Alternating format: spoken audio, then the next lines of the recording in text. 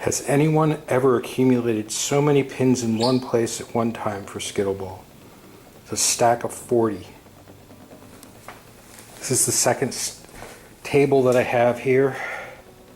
Notice there's a little irregularity. It's got a belly in the middle. I'm not sure if that would constitute regulation or if there's a way to correct it.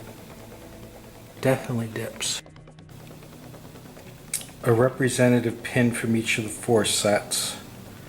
Finish on the pins is fairly similar, although on the pin on the left it's a little what I would call drier, not as glossy. This pin's a little bit more used than the others, but you can see the difference in the bevel on all 4 sets. There's a little ring bevel around the outside diameter of each pin, with this pin right here having the most significant bevel. Now looking at the star on the bottom, or on the top, depending on how you like to think of it. The pins are in the same basic order here. This one being the one with the round, deep bevel on the circumference on the other side. You can see how the marks from the tooling differ. The balls all appear to be pretty much exactly the same size. There's 2 different kinds of chains. One is a chromed steel, the other appears to be brass. The brass seem to be more tarnished in general. Notice the characteristic equatorial lightening of the ball where it's been used to strike the pins.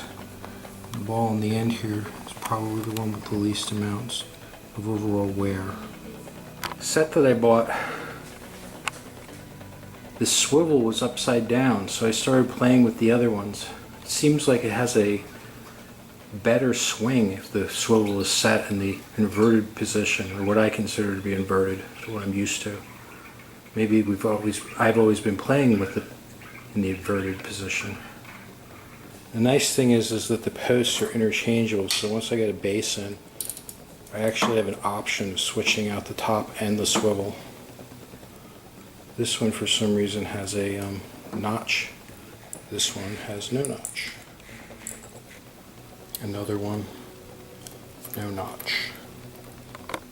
Here are my 4 posts, and you can see that 3 of the swivels are that clear plastic, and one of them's been mounted upside down, or what I consider inverted, and the brown one there is also inverted. But the pin that they're connected to the post with is removable, so you can flip them. The brown one does not have a nylon washer, whereas all the clear ones do. The brown post also has a slot in the base of it, presumably to make it easier to insert into the aluminum collar of the lower half of the pole.